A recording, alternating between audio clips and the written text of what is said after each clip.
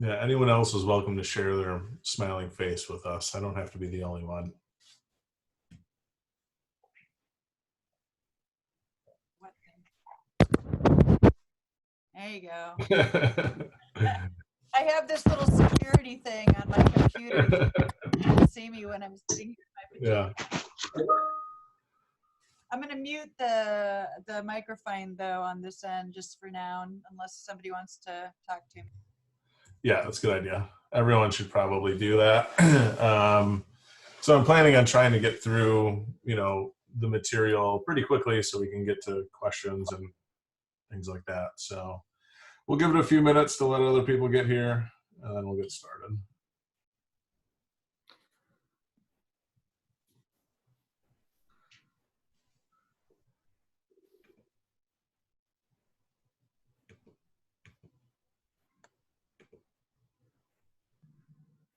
How many people are supposed to be in this?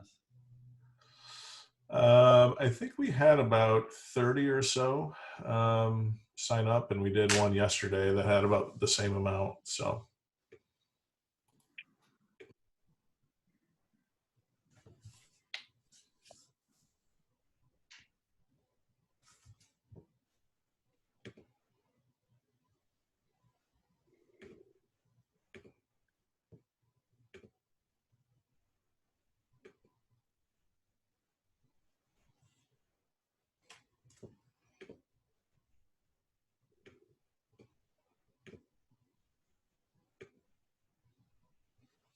Hey, Emily.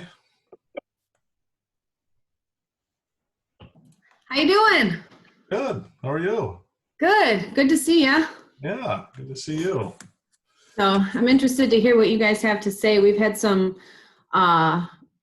good information come through our office, from an accounting perspective on some of the payroll tax credits and things like that. But obviously trying to get as much information as I can, because this is going to affect our clients pretty greatly. So everyone here in the room, this is Emily. She is accounting genius that I've known since I was long my entire life. Yeah. So I was actually planning on calling on you later in this so you can help explain some stuff, because all right.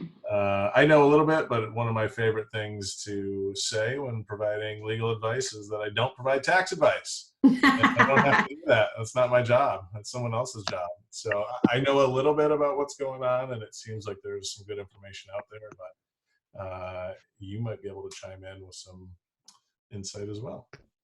Yeah, hopefully. I've got some resources that we've been circulating through our office, so I'll pull those up, and if there's anything, we actually released an e-alert, so I don't know if you have like email addresses, or I probably have it on the email. I can actually forward that e-alert that we have to everybody that kind of just gives some basic information that might help. So sure, absolutely.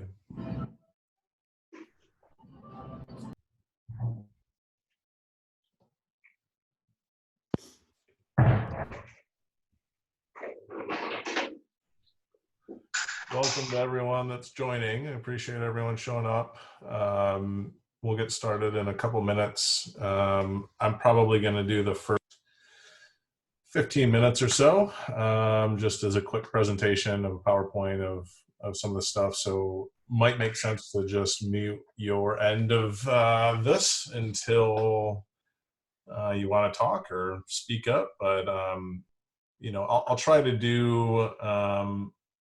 I'll try to explain everything. If you have questions, you want to interrupt me, you can. You can also send a message in the chat. I'm used to being interrupted by judges all the time, so it's not a problem at all. Just to butt in if I'm not being clear, if I'm going too fast, anything like that. So.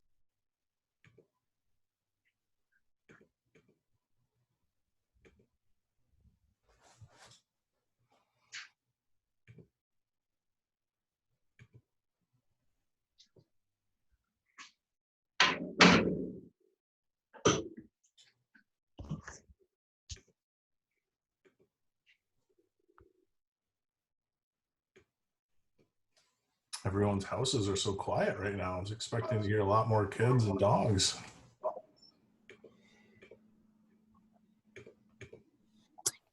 I quarantined my kid and my husband to the other floor, so. Here's a 3-year-old for you. There we go. Nap time here right now, so. Hey, get that out of your mouth. Okay, I'm just going to get started. We're going to record all of this for anyone that comes in later. They can get a recording of everything. So I'm going to share my screen and walk through this PowerPoint with everyone. Okay, you should all be able to see this now. If you can't, send me a message or something in chat. Let me know. But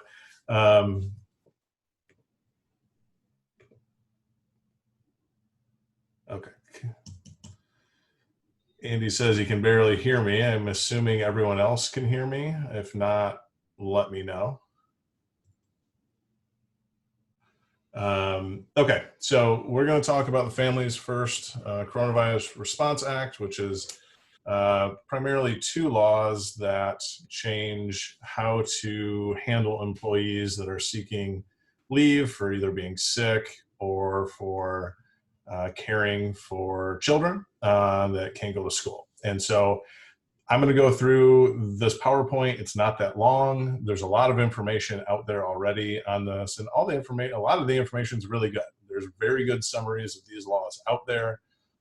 We chose to do this in a webinar fashion just because sometimes it helps to hear people actually talk about it and use these phrases and terminology in kind of a real setting and applying them. And so we thought this would be just a good resource for you to kind of have a discussion about this rather than just read it. This is, who am I? I'm Eric. I'm a partner at Revision Legal. We do business and intellectual property law. These are my 2 kids, Eliza and Jude. Jude's actually 2 years younger than his sister, but he's a big guy, and he's pretty much bigger than his 6-year-old sister, who's not small at all. So we are facing this new business reality of huge changes, and uncertainty is basically an understatement at this point. Things are going to be changing quickly, and we hope that we can keep up with that and continue to do events like this where we can have a conversation in real time and just try to share information. I think at this point, that is kind of how we see us being a benefit to the public, is sharing what experience we have, sharing experiences that other clients are going through, what's working, what's not working, and having those kinds of discussions. The goal for today really is just to get some clarity and confirmation on, I assume everyone here is probably already reading about this. By the way, if everyone can just mute their microphones for the first like 10, 15 minutes, that'd be helpful. I'm assuming a lot of people are already familiar with these laws and these changes. Again, this is designed to kind of hear it in another way. Hopefully it helps start to sink in and understand the kind of do's and don'ts of the new reality that we have. So what we're focusing on today is the 2 major changes to the Family Medical Leave Act. The first being this Emergency Family Medical Leave and Expansion Act. We'll go through the details, but the big thing here is this one only pertains to employees that have to be home or cannot work because they have to care for their kid that can't go to school. This is the biggest issue probably facing employers, mainly because it's the biggest potential out-of-pocket cost. The second big change is the Paid Sick Leave Act. It is what it sounds like. It forces employers to provide paid sick time. something that is a major change to any kind of business in law here. So the biggest change here is that while the FMLA usually only applied to businesses that had more than 50 employees, these changes apply to businesses that have fewer than 500. Obviously, the goal here is to make these laws apply to as many people as possible, to as many businesses as possible, and to provide enough support to everyone going through the upheaval that we're all facing. So I'm expecting everyone in this webinar to be subject to these laws and to expect to apply them to your employees. The first one I'll go through is the Extended Leave Act. And so first question is, who's eligible? Which one of your employees could take this leave? The first requirement is that they've had to have been an employee for at least 30 days. And then the second, and this is the big one, and I like to keep PowerPoint in this view so I can highlight things. This is really the big issue. This is the one to understand. This is the trigger for the leave that is available. And that is they can't work even from home because they have the need to care for a son or daughter under 18 if that child's school or place of care has been closed due to a public health emergency. Yes, this is a public health emergency, right? That's clear. So this is the trigger. The only way the family medical leave expansion issue comes up is if your employees cannot work because they need to care for children. In Michigan, I think this is probably a little bit less of an impact of how to deal with it, just because our schools have been closed already. So most employers are probably already dealing with employees that can't work. And so you should have a good idea of how your employees are facing that reality of their kids being out of school, how they're getting by, which ones can work, which ones can't. So it's kind of helpful that we're a little bit ahead of the game in Michigan in dealing with what does this look like, because now we have benefits coming that will be available starting on April 2nd. So the next question is, what is available? So again, if your employee can't work because they have to be home to care for a kid, because that kid's school is closed, this is what they can get. 10 days unpaid leave, possible for them to use other paid time off if your company provides that, depending on your policies and what's in place and how that works, but they can use paid time off. But after that, the big one is they get 10 weeks paid leave at 2/3 of their regular rate and at their regular hours. This is ultimately capped at $200 a day or $10,000 total over this 12-week period. But this is a major, major change. And it's one that I think is quite scary to a lot of small businesses that look at, we are shut down or our hours are drastically reduced. And now I have 1, 2, 3, maybe more people that are going to come to me and ask for 2/3 of the regular pay when there's a huge decrease in revenue coming in. And that's a big scary thing for some businesses. And later in this, we'll kind of have a more open discussion about how everyone's handling this. I have some ideas about how to kind of make a plan of how to approach this. But I think this is a really big thing for everyone to understand, that employers are now on the hook starting April 2nd for 10 weeks of paid leave if your employee needs to be home to care for a kid. Major, major change. The second law that was passed is this Paid Sick Leave Act. Now this one has different triggers.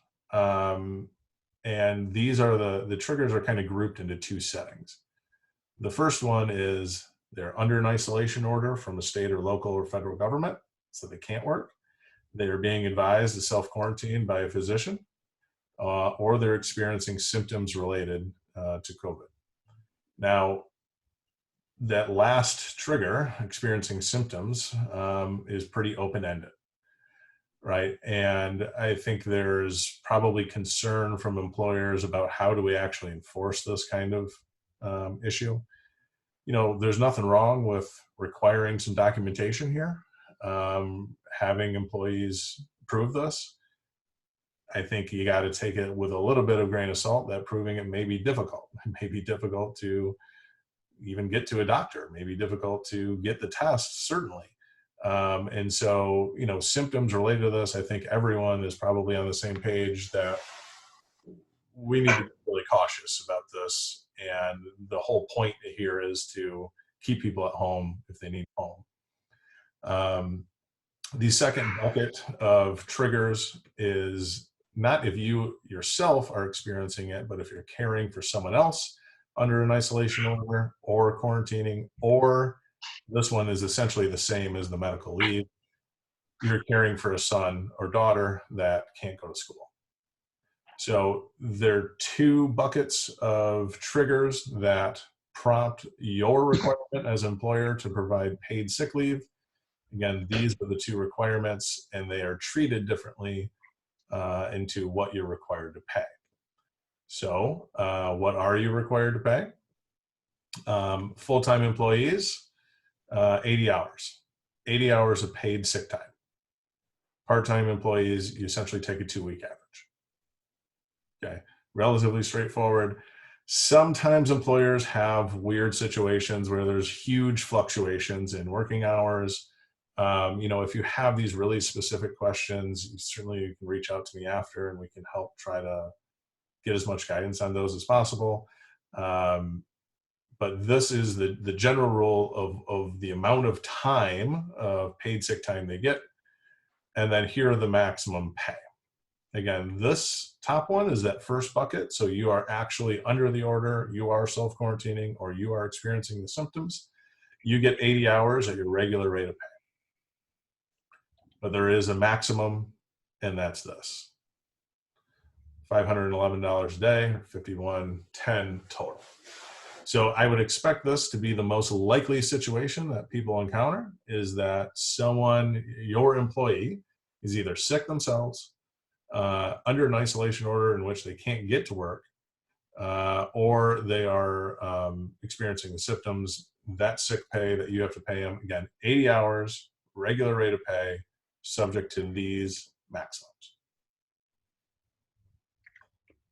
If they fall into the second bucket, they're essentially caring for someone else that has the symptoms or under an isolation order, it's less. You have to pay $200 a day. These are the maximums. Oops. These are the maximums amount that you have to pay, and you would pay 80 hours at 2/3 their regular rate. So there's going to have to be communication between employers and employees. And I'm going to get into that a little bit later as to how to help do that. But there's going to need to be discussion about what is going on, what are people facing, you know, what are the real life situations our employees are in, and to figure out how they fit into this system.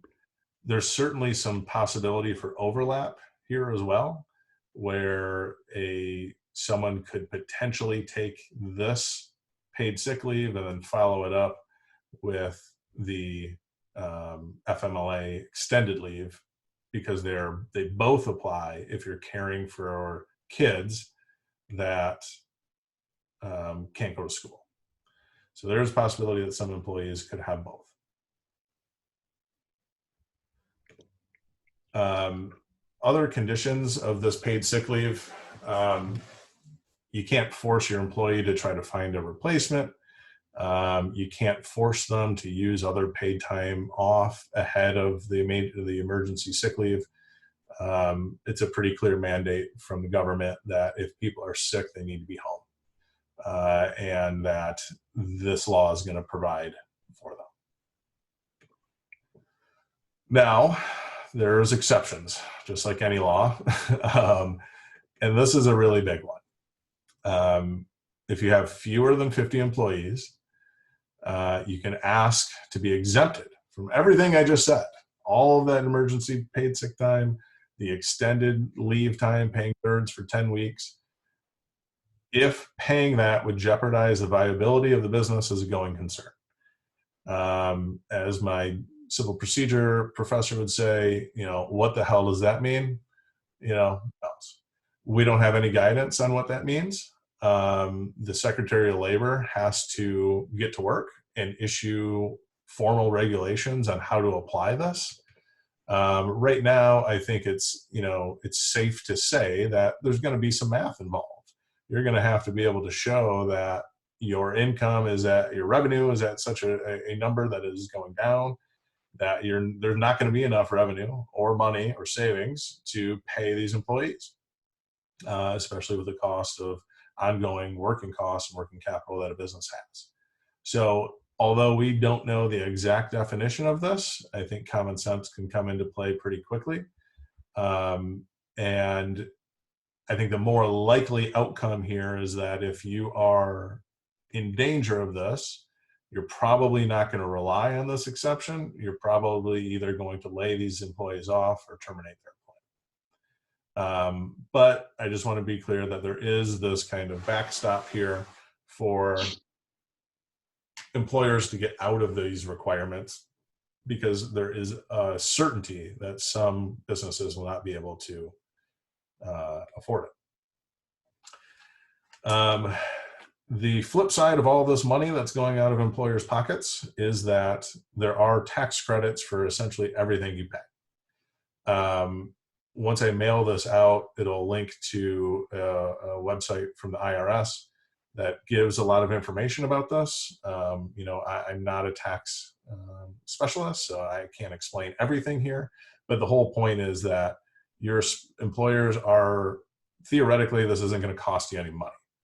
Now, it is going to cost you money in the short term, but your taxes are supposed to make up for that. We'll probably have a little bit of discussion about that a little bit later. But the government isn't ignorant to the fact that this is costing people money now, and there's certainly at least a plan to have all of these costs fully reimbursed to employers. Those are the kind of big nuts and bolts summary of these two new laws. Under this Family Medical Leave Act, again, you have this caring for a son or daughter under 18. Under this law, the FMLA, the whole point here is that this person's supposed to have their job when they come back. There's some exceptions in this new law for that. They're pretty common sense. Basically, well, if there's not a job there anymore because the economy has gone to such a point where there's not enough work, then you're not obligated to rehire them. Okay, a lot of this is going to come down to good faith, as to trying to do what's best for everyone involved, which, at some point, it's a difficult balancing act, but, common sense and good faith act will get you pretty far in complying with what you need to do. The thing that the questions I'm getting from employers, and when I'm having conversations, is there's so much going on. We have the executive order shutting down, we'll call non-essential businesses, and everyone is trying to figure out, what do we do? My first recommendation is to just literally take inventory of your employees. Oftentimes employers have a subset of employees that, we weren't real thrilled with their performance before, and they are maybe new hires. They're not employees that are very important to the business moving forward. And now is probably the time to terminate their employment. People are going to be tightening belts, and there's nothing wrong with you doing that. I would expect most employers have someone around in the inventory of employees that fall into that category. The next category is these temporary layoffs. This is what the governor has suggested, that everyone go through the layoff procedure allow them onto the unemployment rolls, and with the idea that these employees are going to be working again within 120 days. Certainly a suitable response. The major question that I see, and something that I'm still looking for additional guidance on, is the availability of employees that are temporarily laid off to then receive the benefits of these two laws. And how do those two things interplay? I don't have a clear answer on that yet. So for example, to be clear, if you lay someone off and then they get sick, can they come back to you for this? Or can they come back to you for this? It is not clear. And we're waiting on guidance from the federal government on that fact, on that question. You know, the safe approach is to say, well, yeah, they could get it, right? If they could be eligible for this. I think if you take action before this law comes into effect, which again, it comes into effect April 2nd, there's probably a lower likelihood that that is the reality. Meaning if you terminate someone before April 2nd, I think the odds that they're going to get any kind of benefits here are essentially zero. If they're laid off before April 2nd, do they get this? You know, my gut tells me no. They're not employed. They are not an employee at that point. But I'll be honest and say everyone is still waiting for some guidance on this. And I do have, at the end of this, there's a link to the EEOC is doing a webinar on Friday that will be released on Friday afternoon that we hope provides some additional resources. So right now, everything is moving really quickly. I don't think there's clear guidance on that. I'm certainly happy if anyone else has heard either way to kind of help try to get this right. But that's the big issue that people are facing right now, is what do we do right now because of this uncertainty. And again, my usual answer is take inventory. Some will be terminated, some will be laid off, and some will probably have a reduced workload. That may require changing a salaried employee to an hourly.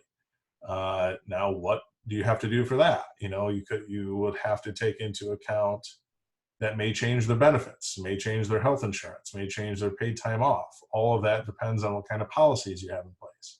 You may have a worker who has never had to record time all of a sudden having to record their time. You may be dealing with overtime issues that you never had to deal with before. So that small change, even changing a salaried worker to an hourly worker, comes with a lot of spin-off issues that can come up. I'm seeing one question about, do you have to provide health insurance even if they're laid off? My answer would be, I would talk to your insurance provider, your insurance agent, because I don't know that there is a complete answer to that. I think it may depend on employee policies, but your insurance agent would certainly be the best person to ask. And if you do ask and get an answer, you know, and you can share it with the group, I think it would be helpful for everyone. You are supposed to post notices of these new laws in the workplace. You know, this is taken a little bit not as important because a lot of people aren't going to the workplace, and their workplace doesn't essentially exist anymore. You know, my final kind of comment here is to act in good faith and do your best. You know, I'm hearing a lot of employers really struggling with what to do, mainly because they want to provide, you know, an employment position for their staff, and it's really hard to not be able to do that, and they want to do what's right. You know, the answer isn't always clear, but you know, one thing that I'll just kind of throw out there is, no one is double checking that you're following all of these rules. What happens is an employee would make a claim with the federal government that you didn't provide the benefits you were supposed to provide. Okay.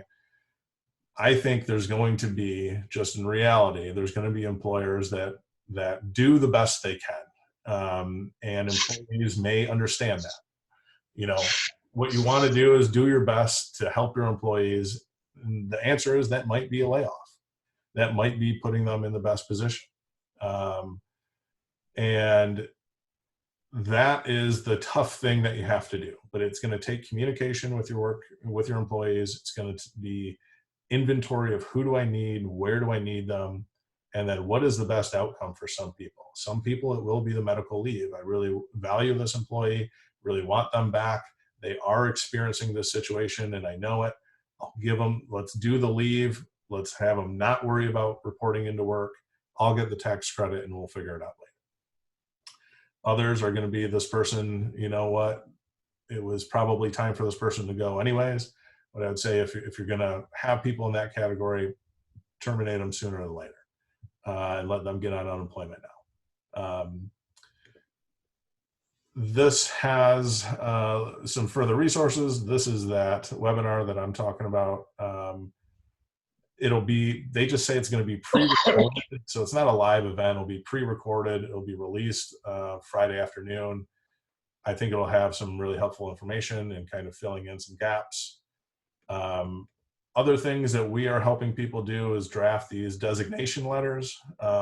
If you need, if you are or believe you are allowed to continue to work under the executive stay-at-home order and you need help designating letters to designate employees as critical infrastructure workers,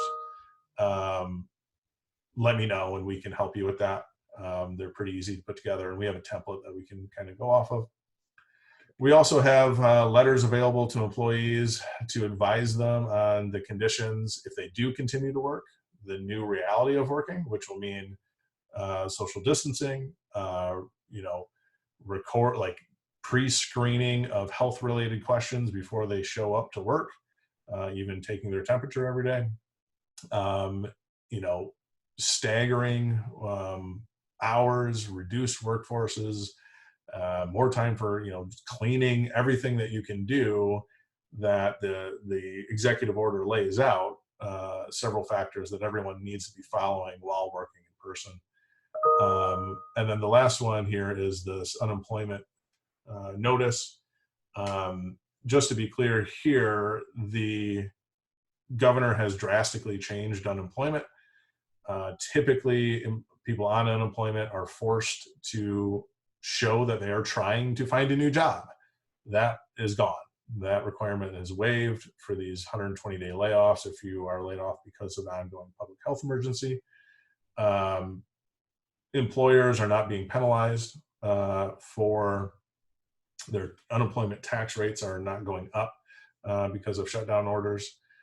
So their state is doing what they can to lessen the impact both on employees and employers for going through the unemployment process. And that is the form that both the employee and the employer can fill out to start that process. The online information about filing for unemployment is pretty good and pretty self-explanatory. So if you need help, you can ask, but that process is pretty well documented. So we've been answering a little bit of the questions come in, and I appreciate everyone else kind of chiming in. You know, there is a question about furlough and layoff. Is there a difference? You know, I don't think there is. This is part of the frustration from an attorney's standpoint is some of the language that the governor is using in executive orders or just statements doesn't exactly line up with what the statutes say. So it becomes difficult. You know, the governor keeps saying, well, use this temporary leave.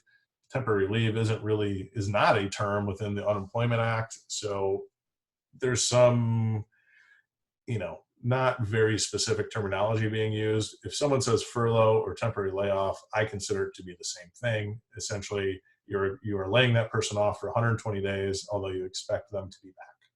And if you do that with the state, you're not going to have the unemployment tax increase, and the employee is not going to have to prove that they're looking for work. So there's another question about, the essential nature of it and the executive order. Before we get into the executive order, happy to have a discussion or more questions about the paid leave, the sick leave, the tax credits.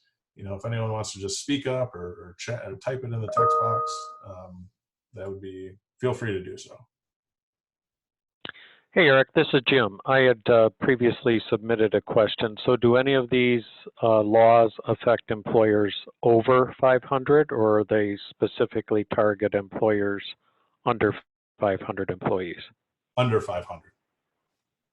Under Yeah. 500 Under only. 500, and yep, and I saw your email. It's a little very specific, I guess I would say, to your situations. We'd be happy to have a chat with you after, but the general answer is this only applies to employers with fewer than 500 employees. Okay, thank you. Yeah. Hi, my name is Amy, and I'm wondering about whether this can be like prorated for partial usage. Like right now, our employees are all working from home, but we know that realistically they're not working full amounts of time while they're taking care of their kids. So like, can the 2-week or the 10-week be spread out over additional time to make up for the difference that they would be working? I don't know if that makes sense, but. So do they, basically you're saying, well, they're working, but not as much as they really should be. Their hours are just kind of lower because they are taking care of their kids, but they're still working. Right. Yeah, and we're just giving everybody the benefit of the doubt now, but I'm wondering if we, as of April 2nd, can say, okay, if they're only working half that time, can we spread out 2 weeks worth of the paid sick leave over 4 weeks and make up the difference there? So in general, I don't think that employees are supposed to be working while they're on leave. It's Okay. certainly not a requirement, or it should not be a requirement that employers say, go ahead and take this leave, but by the way, we're expecting X, Y, and Z from you. Okay. The obligation to provide those benefits should not be conditioned on working. Okay. That being said, I think a lot of employers are going to say that, and a lot of employees are probably going to say, okay, great, I'm still going to continue doing what I'm doing. There's going to be a little bit of, just speaking from my own opinion, like I would need to be doing some work. What else am I going to do all day? Right. So I would expect, and I've had this question from a lot of people as well. I know they're going to want to continue working. They're going to do some projects here and there. And that's when we get down to the kind of, this stuff isn't written in stone, and this is uncharted territory. And if we're acting in good faith here, we're probably going to be okay. And again, I think in this setting, the good faith is you're getting the leave. We're not expecting you to work, period. If you're going to continue working, don't expect any more money from us, but it's probably appreciated, but it becomes this fine line, and you certainly do not want to try to force them to do some work in order to get the leave. Now, the other option you have here is the Unemployment Act does allow for this co-working or job share situation where you can essentially take unemployment but still do some work, and then the work that you do essentially and you're paid for, it gets credited against what you would receive in unemployment. So there is a little bit of an option there. I'm not fully up to speed on that job share, all the ins and outs of it, but that might be applicable to some employers. Overall, I think, in that kind of situation where, you know, you're paying people, they're at home, they're working, but you know they're not working as much, and for good reasons, not like you're claiming they're lazy. You know, it might be time to talk about reduced salaries or you know, work as needed. It's certainly an option. Okay, thank you. Eric, Steve has a question. Sure. Okay, so we're a little bit different than most small companies. We are a union company, and the union wants us, the National Electrical Contractors Association, was called NECA, wants us to furlough our guys, which is what you're calling your temporary layoff.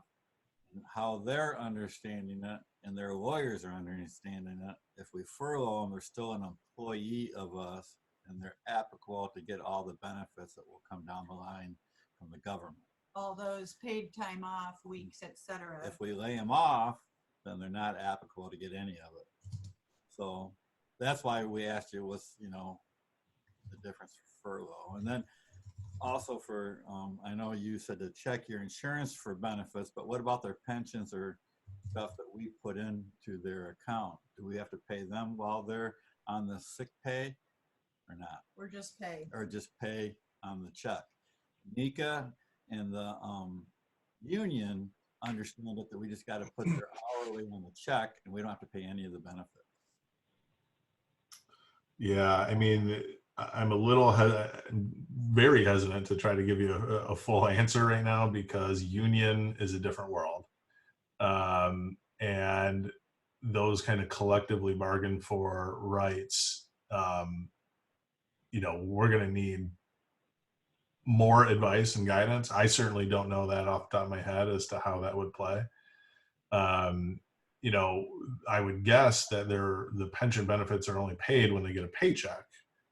And if they're not getting a paycheck, then I don't know what there is to provide towards the pension, but again, need some additional advice. They're getting a paycheck under the, because they're under the sick pay. That's what I'm asking. Do I have to pay their benefits under the sick pay, their pensions and stuff? Yeah, I mean, to me, the sick pay would just be paid as normal. You know, you pay 80 hours at their normal rate, including whatever I would, you know, my guess is whatever fringe benefits come with that are also included. Okay. Because I've been directed it's the opposite. So that's why I wanted to get a lawyer's issue on that. Yeah. So and the union, they say we only pay the hourly rate. We don't have to pay any of the benefits, which the benefits is almost will double their hourly rate in my situation. Yeah, I would you need more specific advice. Someone in the chat room, Bob Spence, just said he'd be willing to talk to you. He has some experience with CBAs and regular rate of pay against their benefit contribution. So maybe we can connect you to Bob. Bob says he's a union shop. So why don't we connect you two through email, and you guys can have a discussion as to how union employers are handling this. It's really good information, but I think definitely I'm not the one who's going to give you a definitive answer on that right now. Okay. Type in our email to that chat room so that I can. Carrie, I'll send you he just posted his email. I'll make sure I send it to you. Okay, thanks. We do have a question about nonprofit exception. Are you included in the employer of 500 or fewer? I don't believe there's any exception. Looking in the act right now,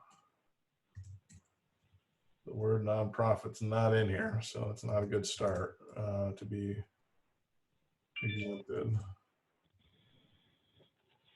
So for the nonprofit question, we'd want to probably double check the definition of employer within the FMLA to see if there is any exceptions within the Standard Act that would apply.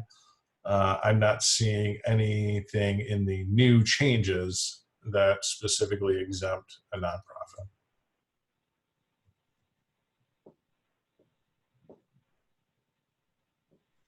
I do have one more question if I can. Go for it. So if we got letters from projects that we can work on because they fall under it, say it's a pharmaceutical place, it's essential or something, and employees don't want to work, how do I address that? Yeah, I've had this question from a lot of people where their employees are, the employer can stay open. The employees are either don't want to come to work because they are, fearful of, exposure or whatever. And in my answer to those is then they need to be laid off. It's not that you have, ill will against these employees, but if you're open and they don't want to report to work, then they should be laid off.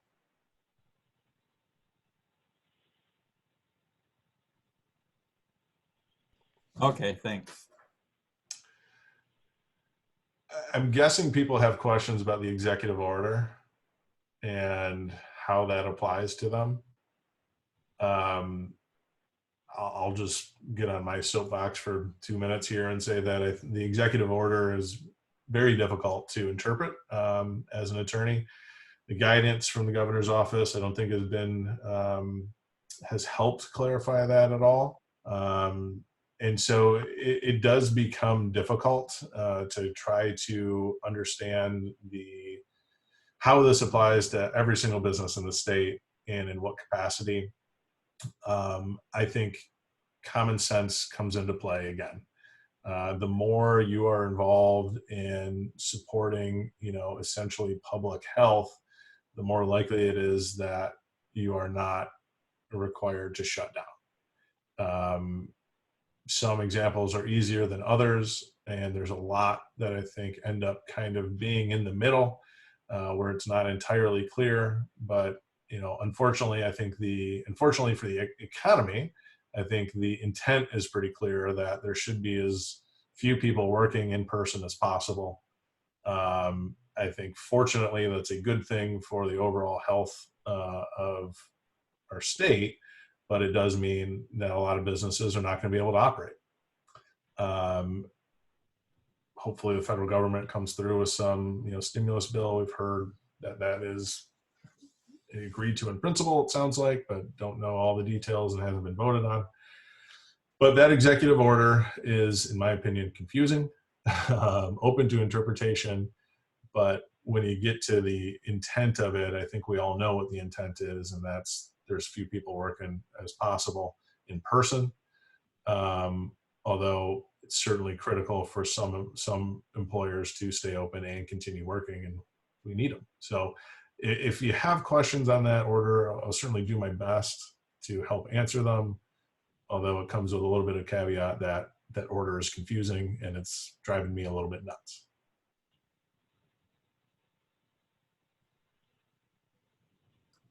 I have another question for you. Sorry.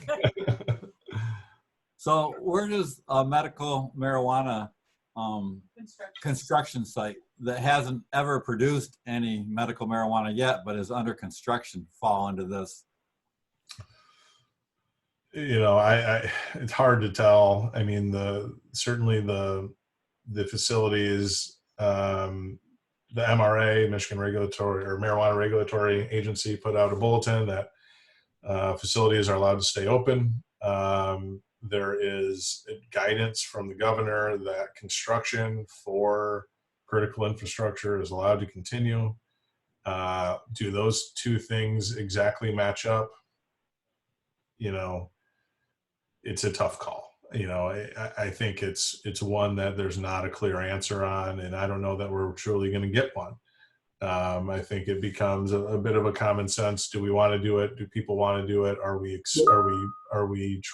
doing too much and exposing too many people into the workforce at the same time? It's a tough balancing act, I know.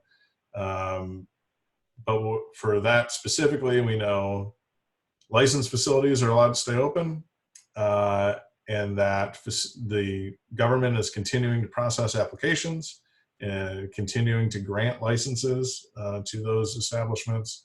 And the governor has provided some advice, and I'll put this in the chat. The governor has provided some advice specifically as it relates to construction services. So I got a question. So is there any penalties that our company can face? Let's say we decide to do the work at the place and later decided that that wasn't actually falling under the... I mean, I think most likely what you're going to get is police sending you home before anyone gets any kind of penalties. Okay. You know, that's just my common sense of answer. That I don't think people are out here to put you in jail, but I do think if you explain what's going on and they don't buy it, they're going to send your ass home, and they're not going to expect to see you out again. I don't think there'll be 2 warnings.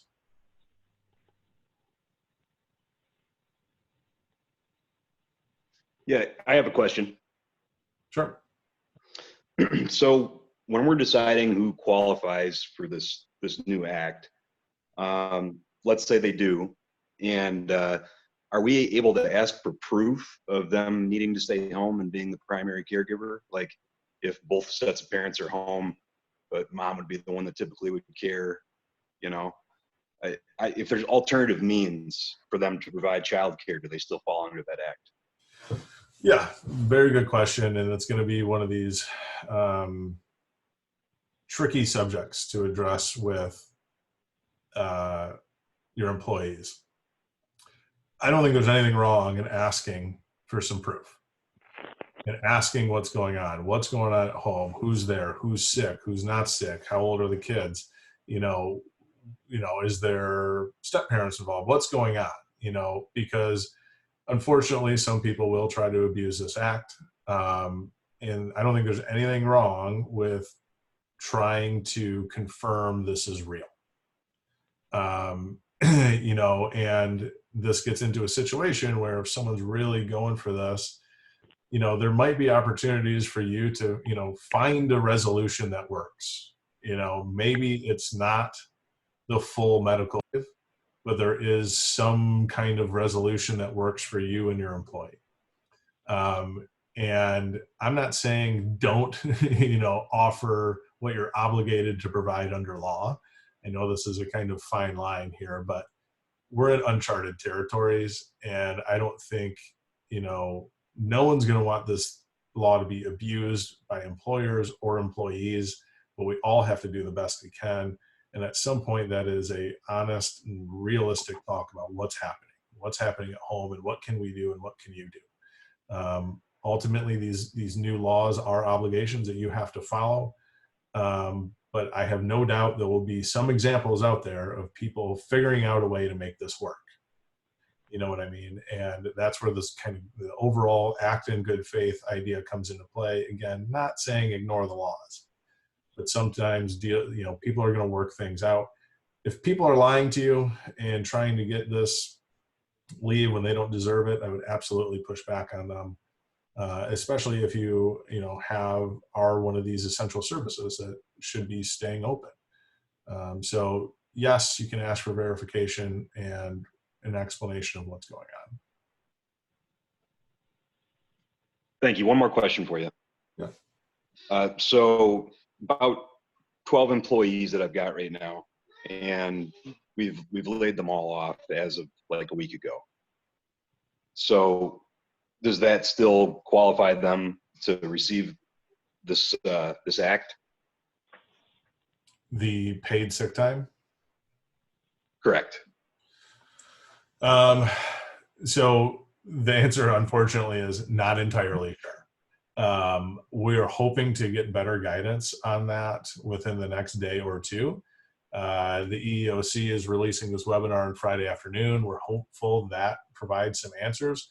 It's a little, in my just personal opinion of this, is that The confusion comes from the governor advised everyone, do the temporary layoff. If you do the temporary layoff, those employees may still be eligible for federal benefits if those are ever passed. So the governor made those statements before the federal laws were passed.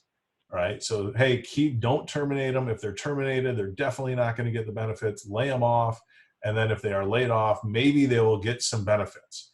Now, what were those benefits the governor was talking about? They had no idea. I mean, maybe it was this changes to FMLA, maybe it's changes through the stimulus package. No one knows as to, will the stimulus package allow you to take people away from being laid off and start paying them? Like, we don't know anything about how that's all going to work. So the governor said, lay them off. That gives them the best chance of getting these federal benefits.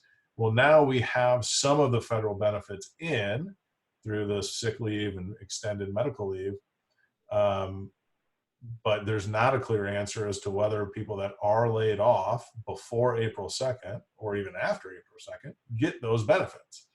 My gut feeling is if they're laid off before April 2nd, they would not get the benefits. But that is an educated guess at this point. Gotcha. So If I could just chime in for a second, Eric, just to kind of some things we talked about in our office with regard to that.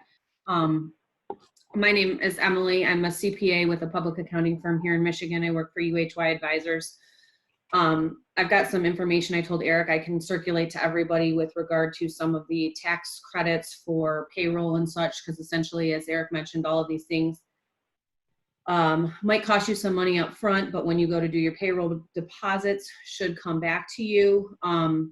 With this being effective, and I don't think we've gotten an effective date other than the 15 days post enacted for the act. Is that correct, Eric? So we're looking at 4/2 regardless? Yeah, my understanding is April 2nd.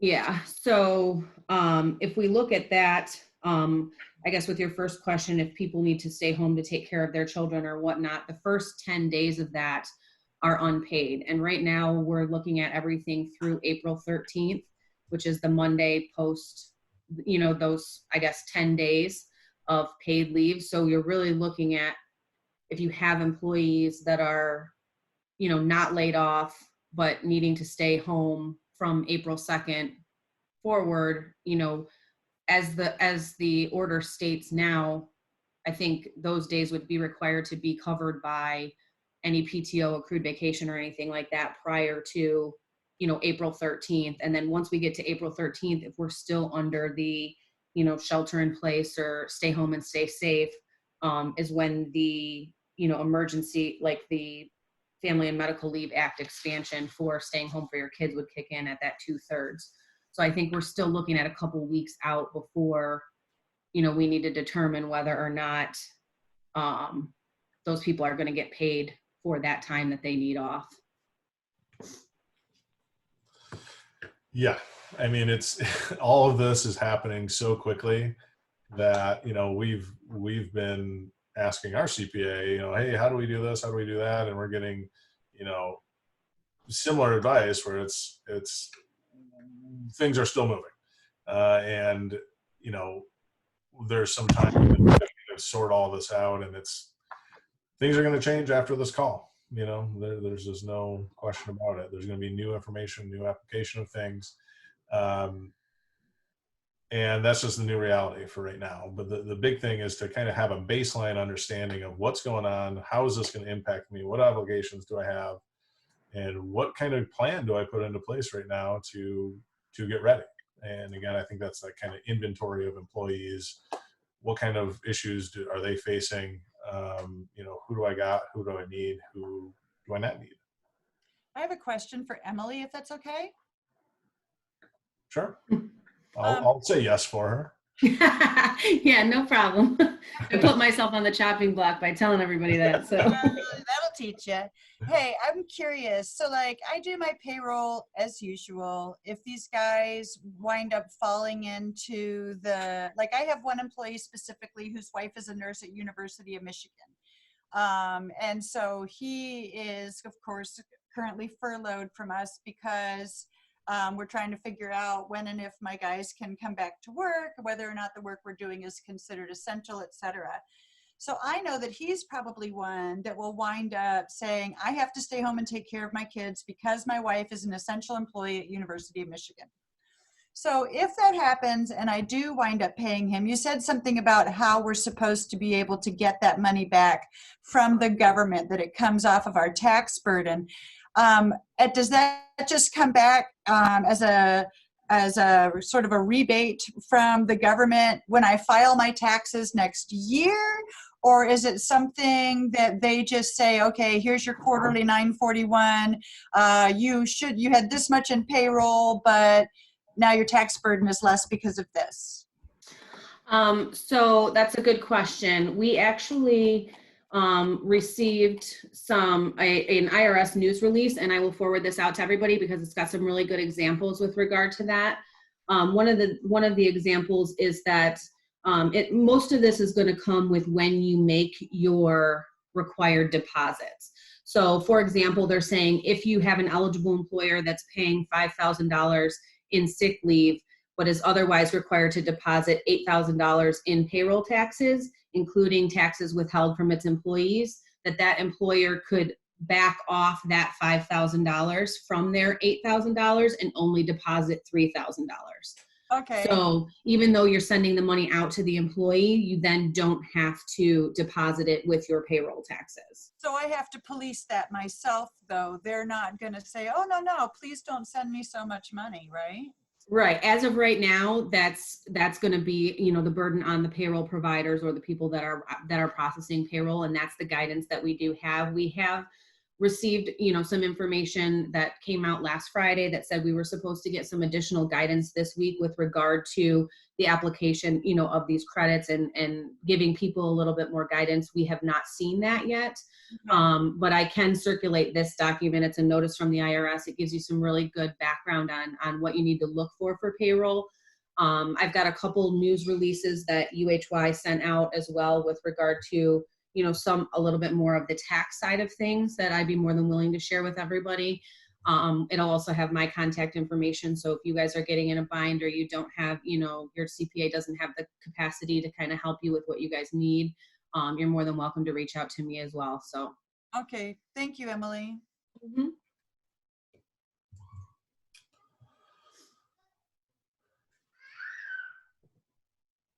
Okay, well, if anyone else has anything, feel free to speak up. I think I was trying to keep this about an hour of everyone's time today, and we're right at about that point. So I'm planning on sending out an email to everyone that'll have the PowerPoint and a couple additional documents to help everyone's ability to adjust to this new reality. If you have questions along the way, certainly please don't hesitate to ask. And if it's something useful for the whole group, we'll continue to provide updates through email. So I really appreciate everyone being here. It was a pretty good turnout, and I think it went really well. Emily, certainly thank you for tax questions. That's a really big plus to have you here, and very much appreciate it. And good to see your face again. It was really good information, Eric. Thank you for putting this on. I think this was really helpful for everybody. So cool. Okay, well, I'm going to sign off. I did try to record this, so assuming that works, I will send that out as well. Perfect. Thank you. All right, everyone. Thank you. Thank you.